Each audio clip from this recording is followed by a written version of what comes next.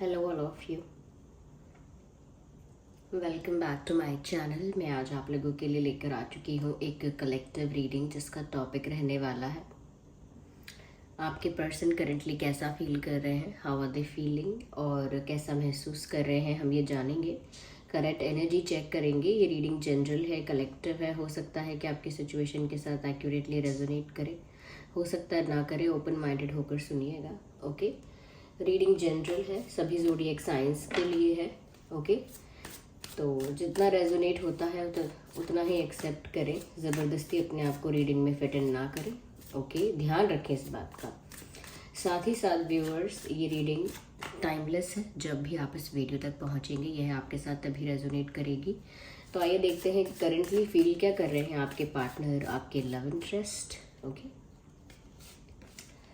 So yeah the fool we have and 8 of swords। तो currently feel क्या कर रहे हैं आपके पर्सन। ओके,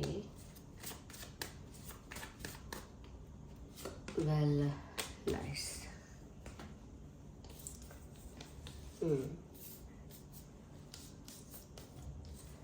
सबसे ज़रूरी चीज़ यहाँ जो मुझे नज़र आ रही है कि नेगेटिव बहुत कम है, यानी कि नेगेटिव तो नहीं कहेंगे, लेकिन एक जो लो वाइब्रेशन होती है वो यहाँ पर इतनी ज़्यादा प्रोमिनेंट नहीं है, इतनी इंटेंस नहीं है। लेकिन पॉजिटिविटी और पॉजिटिव वाइब्स यहाँ पर काफ़ी ज़्यादा प्रोमिनेंट है। तो यानी कि ये आपके जो पर्सन जैसा भी फील कर रहे हैं उसमें से सिर्फ 5 to 10% होगा कि थोड़ा लो फील कर रहे हैं। अदरवाइज ऐसा लगता है कि काफ़ी they are in a happy space. और वो भी इसीलिए क्योंकि वो पॉजिटिव सोच रहे हैं। उनका जो पर्सपेक्टिव है, थिंकिंग है, करेंटली काफ़ी पॉजिटिव अप्रोच के साथ आगे बढ़ रहे हैं। काफ़ी पॉजिटिव पर्सपेक्टिव उनका इस वक्त है, क्योंकि ऐसा लगता है कि थोड़ा स्ट्रेस अभी बाकी है और ऐसा लगता है कि काफ़ी सारा स्ट्रेस पहले था। तो ऐसा लगता है रिसेंटली ये इंसान काफ़ी ज़्यादा प्रॉब्लमैटिक सिचुएशन में स्टक हो गए थे। ये थर्ड पार्टी सिचुएशन थी या कोई और सिचुएशन हो सकती है, करियर या फाइनेंशियल या हेल्थ या एक्सेट्रा एक्सेट्रा, कुछ भी हो सकता है। तो ऐसा लगता है कि किसी किसी प्रॉब्लम में ये स्टक हो गए थे, फंस गए थे कुछ समय पहले तक, और उस वजह से काफ़ी ज़्यादा स्ट्रेस में, प्रेशर में, कहीं ना कहीं बहुत ज़्यादा एक बर्डन फील होने लगा था। बहुत रिस्ट्रिक्शंस और बहुत बाउंडेशंस फील होने लगी थी उनको। बहुत ज़्यादा घुटन और बहुत क्लॉस्ट्रोफोबिक लगने लगा था। तो उस वजह से कहीं ना कहीं वो अंदर से बहुत ज़्यादा एक लोअर वाइब्रेशन में चले गए। एनर्जी उनकी बहुत लो हो गई, लोअर वाइब्रेशंस हो गई उनकी, जिसकी वजह से उनका एटीट्यूड, थिंकिंग सब एक नेगेटिविटी की तरफ जा रहा था। बट ऐसा लगता है कि हाल ही में रिसेंटली धीरे धीरे वो थोड़ा अपने आप को हील कर पाए हैं, या हम कह सकते हैं समय ने उनको हील कर दिया है। क्योंकि जैसे जैसे समय बीतता है जख्म भर जाता है, दर्द हल्के हो जाते हैं, कम हो जाते हैं, ये जो भी है। कहते हैं ना कि समय सबसे बड़ा इलाज करता है, या समय, time is the best healing, ऐसा भी कहते हैं। तो हो सकता है कि या तो इन्होंने हीलिंग की है अपनी, पर्पसली, डेलिबरेटली, सोच समझ के खुद को हील करने की कोशिश की है, या फिर ऐसा लगता है कि क्योंकि समय बीतता गया और ये अपने आप समय के साथ हील होते गए, या उस टेंशन से, उस प्रॉब्लम से, उस स्टक सिचुएशन से बाहर आते गए ग्रेजुअली, स्लोली। और ऐसा लगता है हाल ही में बहुत हद तक ये हील हो चुके हैं। लेकिन फिर भी कह सकते हैं 5-10% स्ट्रेस आज भी है, और वो भी उसी पास्ट सिचुएशन को लेकर जिसमें ये स्टक हो गए थे, जहाँ पर इनके लिए बहुत प्रॉब्लम हो गई थी, जो इनके लिए काफ़ी एक क्लूलेस और लॉस्ट सिचुएशन थी, जहाँ ये खो चुके थे पूरा। इनको समझ नहीं आ रहा था कि मैं क्या करूँ, इनको हेल्पलेस लग रहा था, विजनलेस लग रहा था, यानी कि आगे कोई प्लान समझ में नहीं आ रहा, कोई रास्ता नहीं दिख रहा, बहुत फंसा हुआ, बहुत घुटन और बहुत हेल्पलेस फील हो रहा है। तो हो सकता है कि समय बीत गया और ये उस सिचुएशन से काफ़ी हद तक बाहर आ गए, बट स्टिल ऐसा लगता है कि उसका असर अब भी बाकी है। तो कुछ तो नेगेटिव ऐसा रहा है, या कोई थर्ड पार्टी ऐसी थी जिसने बहुत नेगेटिविटी क्रिएट की इनकी लाइफ में। ओके,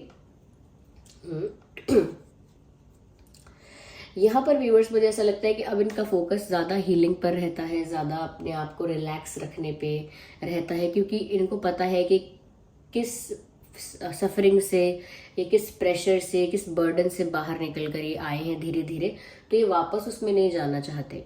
तो क्योंकि वो उस सिचुएशन में स्टक थे, तो वो अपनी लाइफ के बाकी एस्पेक्ट्स को अच्छे से हैंडल नहीं कर रहे थे, जैसे आप लोगों की लव लाइफ। तो वो अपनी लव लाइफ को अच्छे से हैंडल नहीं कर रहे थे, या लव लाइफ के लिए कोई एक्शन नहीं ले पा रहे थे, कोई डिसीजन नहीं ले पा रहे थे अपने लव इंटरेस्ट के लिए। तो ऐसा लगता है कि अब वो अपने आप को ज़्यादा रिलैक्स्ड, ज़्यादा हील, ज़्यादा काम, ज़्यादा पीसफुल रखने की ही कोशिश करते हैं। क्यों? क्योंकि वो अपनी लाइफ में जो उनका प्यार है या जो लाइफ के अदर एस्पेक्ट्स हैं उनको मिस नहीं करना चाहते, या उनको स्किप नहीं करना चाहते लाइफ से। They also want to enjoy their life. तो अभी ऐसा लगता है कि थोड़ा थोड़ा स्ट्रेस है, लेकिन अपने आप को हील करने की, मेडिटेट करने की, मन को शांत रखने की ये इंसान कोशिश करता रहता है या करती रहती है। लेकिन पास्ट प्रॉब्लम्स इनको वापस पीछे खींचने की भी कोशिश करती हैं, but now they are strong enough कि वो पीछे मुड़कर नहीं देखते हैं। तो अगर कोई थर्ड पार्टी रही है, they are not looking back, वो पीछे मुड़कर नहीं देख रहे हैं या नहीं देख रही हैं। They are just looking forward, and they are just looking forward for changes or for something whatever comes in the way। तो वो ऐसा लगता है आगे बढ़ रहे हैं और एक्सेप्ट करने के लिए तैयार हैं चेंजेस को, और या जो भी उनके साथ होता है उसको ओके। तो कहीं ना कहीं करंटली मुझे एक पीसफुल, काम, रिलैक्स्ड एनर्जी में लग रहे हैं, जबकि थोड़ा स्ट्रेस है जिसको बहुत माइनर मानिएगा, क्योंकि वो उससे उभरना चाहते हैं। ओके, तो हील्ड है, और मुझे ऐसा लगता है क्योंकि ये हील हो चुके हैं इतना ज़्यादा, now they are thinking about love. इसीलिए अब करंट एनर्जी में इनकी नज़र आ रहा है कि ये अपने रिलेशनशिप, अपने प्यार के लिए सोच पा रहे हैं। और ऐसा लगता है now they want this growth, because now their mind is very calm. Look at this picture.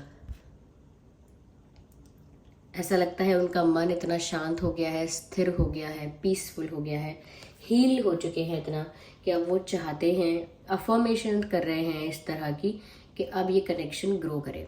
जो कहीं स्टक हो गया था, या जो कहीं इनकम्प्लीट रह गया था, या जो जिसकी ग्रोथ एकदम स्टैग्नेंट हो गई थी, स्टक हो गई थी, तो अब उस कनेक्शन की ग्रोथ हो। यानी कि कनेक्शन अगर फ्रेंडशिप पर था तो दोस्ती में आए, दोस्ती में था तो मोर देन फ्रेंडशिप से ज़्यादा to be close to each other, to be boyfriend girlfriends, और to be partners and something else, husband wife etcetera. तो ऐसा लगता है कि अब ये पॉजिटिविटी है ये इनकी, कि ये पॉजिटिव अपनी लाइफ में अट्रैक्ट भी करना चाहते हैं, और ये जानते हैं कि अगर ये पॉजिटिव अट्रैक्ट करना चाहते हैं तो पॉजिटिव सोचना भी है, बोलना भी है, महसूस भी करना है। So they are working on this. वो आपको अपनी लाइफ में मैनिफेस्ट कर रहे हैं, अट्रैक्ट कर रहे हैं, और आपके साथ जो ग्रोथ है वो मैनिफेस्ट कर रहे हैं, वो अट्रैक्ट कर रहे हैं, और कहीं ना कहीं चाहते हैं कि आपके साथ उनका रिश्ता बहुत ग्रो करे, और बहुत हैप्पीली चाहते हैं कि उनकी लव लाइफ में ये ग्रोथ आए। क्योंकि ऐसा लगता है व्यूअर्स कि ये किसी ऐसे कनेक्शन के बारे में बात हो रही है जिसमें शुरुआत तो हुई, लेकिन फिर आगे कुछ नहीं हुआ। ऐसा लगा तो था कि जैसे कुछ चिंगारी कुछ है हल्की सी, लेकिन उसके बाद समझ में नहीं आया कि आउट ऑफ ट्रैक कैसे हो गया सब, या फिर समझ में भी आया कैसे हो गया, फिर भी आउट ऑफ ट्रैक हो गया।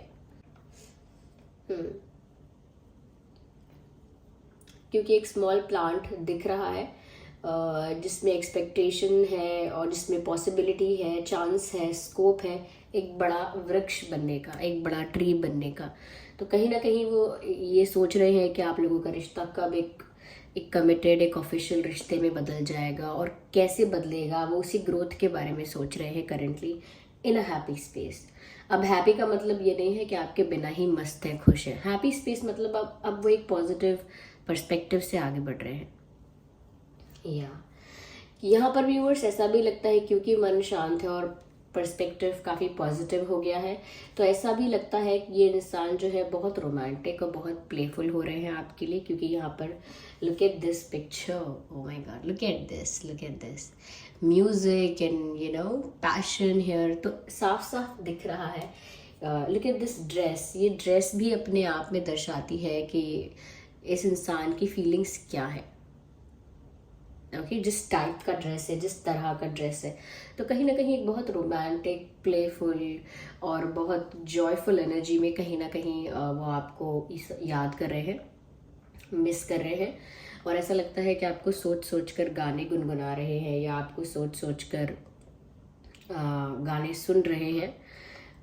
ऐसा लगता तो है। म्यूज़िक उनको आपसे कनेक्ट करके रख रहा है, या जब भी वो कोई म्यूज़िक सुन रहे हैं तो वो जब भी वो आपसे रिलेट कर पाते हैं किसी गाने को, तो और ज़्यादा वो आपको फील करते हैं या आपको मिस करते हैं।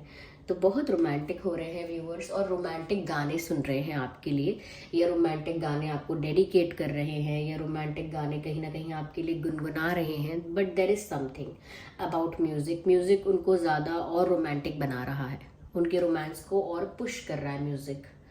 ओके, और कहीं ना कहीं ये अट्रैक्शन, पैशन इन्हेंस कर रहा है आप लोगों के बीच की जो केमिस्ट्री है ना व्यूअर्स, वो बढ़ा रहा है। तो म्यूज़िक आप लोगों को जोड़ के रख रहा है, आप लोगों के बीच की केमिस्ट्री को बढ़ा रहा है, और स्पेशली इनके अंदर इनके दिल में जो आपके लिए अट्रैक्शन है, केमिस्ट्री है, अब वो इंटेंस हो रही है।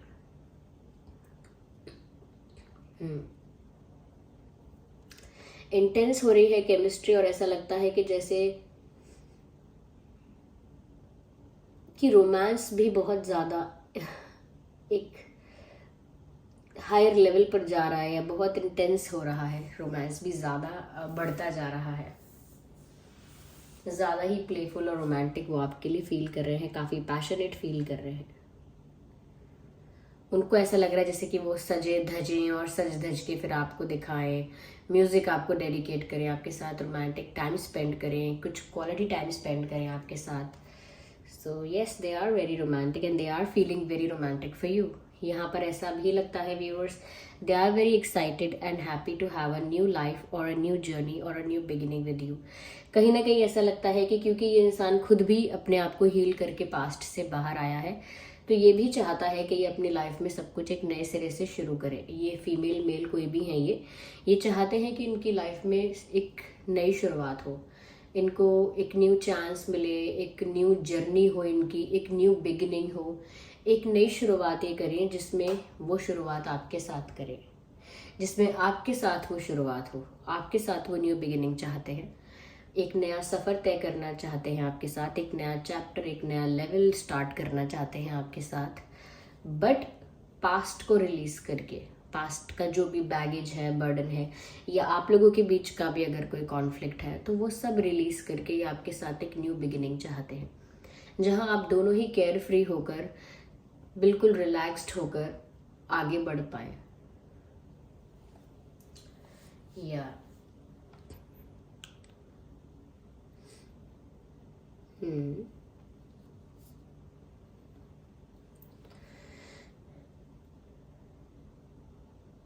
हम्म ऐसा लगता है व्यूअर्स, यहाँ पे एक सॉन्ग चैनल हो रहा है, सुनो ना सुनो ना सुन लो ना, हम सफ़र मुझी को चुन लो ना। इस गाने में फीचर्ड हैं एक्टर शाहरुख खान जी और एक्ट्रेस रानी मुखर्जी जी हैं। और ये गाना गाना किसने गाया है मुझे नहीं पता, लेकिन ये गाना है तुमने ना जाना मैं दीवाना, लेकर आया हूँ दिल का अफसाना, मेरे दिल की है जो दास्तां, सुनो ना सुन लो ना, हम सफ़र मुझी को चुन लो ना। तो ये है सॉन्ग। ये सॉन्ग यहाँ पर व्यूअर्स शायद पता नहीं, चलते चलते मूवी है, मूवी का नाम कंफ्यूज हो सकती हूँ मैं, लेकिन गाना तो यही है, सुन लीजिएगा। ये गाना कहीं ना कहीं डेडिकेट कर रहे हैं, आपको ऐसा लगता है, और नहीं भी कर रहे हैं तो चैनल तो हो रहा है यहाँ पे। ओके, मैंने सफ़र की बात भी की थी कि नई जर्नी स्टार्ट करना चाहते हैं, उसी से रिलेटेड एक सॉन्ग चैनल हुआ है कि हम सफ़र मुझे को चुन लो ना। तो शायद आगे लाइफ में आगे आपके साथ बढ़ना चाहते हैं, इस वजह से ये सॉन्ग चैनल हो रहा है। ये गाना आप सुनेंगे तो आपको इनकी फीलिंग्स के बारे में डिटेल में और पता लग सकता है। Okay, right. चलिए व्यूवर्स, हम कुछ हैंड रिटन मैसेजेस देखते हैं। So here we have first message, do you love me the way I love you? So do you love me the way I love you? क्या आप भी मुझे उतना ही प्यार करते हो या वैसे ही प्यार करते हो जैसे मैं करता हूँ, या जितना प्यार मैं आपसे करता हूँ करती हूँ, क्या आप भी उतना ही करते हैं? ऐसा लग रहा है आपसे भी पूछना चाहते हैं ये। Okay, now let's take another card.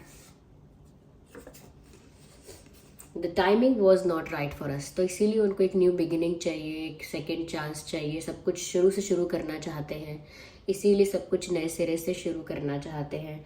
क्योंकि कह रहे हैं कि the timing was not right for अस, कह रहे हैं कि जो पहले जो हमें चांस मिला उसमें टाइमिंग सही नहीं थी, बहुत सारी चीज़ों की टाइमिंग सही नहीं थी, इसीलिए एक सेकेंड चांस देना चाहिए, एक न्यू बिगिनिंग करनी चाहिए, फिर से शुरुआत करनी चाहिए। क्योंकि पहले जो हुआ उसमें टाइमिंग अच्छी नहीं थी, या सिचुएशन फेवरेबल नहीं थी, समय हमारे फेवर में नहीं था, ऐसा कुछ कहना चाह रहे हैं शायद। Okay, let's take more cards and let's see what we have. Okay, so viewers, if you have options, अगर आपके पास ऑप्शंस हैं, आपके पास और भी लोग हैं जैसे रिश्ते आते हैं या कोई आपको अप्रोच करता है, तो अगर आपके पास ऑप्शंस हैं या नहीं भी हैं, अगर उनको लगता है कि आपके पास ऑप्शंस हैं तो ये आपसे कहना चाहते हैं हाउ क्यूट चूज मी। तो वो कहना चाहते हैं कृपया करके मुझे चुनिएगा, क्योंकि उनको डर लगता है कि ऐसा ना हो कि जब तक वो अपनी हीलिंग करते रह गए आपने किसी और को चुन लिया, ऐसा ना हो जाए। तो so they are very concern about it. Okay, yeah okay, तो वैसे तो ये रीडिंग सभी ज़ोडिएक साइन के लिए है, लेकिन मैं कहूँगी यहाँ पर एयर साइन काफ़ी प्रोमिनेंट है, और fire is very prominent. Yes, yeah viewers, so this was the reading. चलिए मिलते हैं अगली रीडिंग में, तब तक के लिए बाय बाय फैमिली।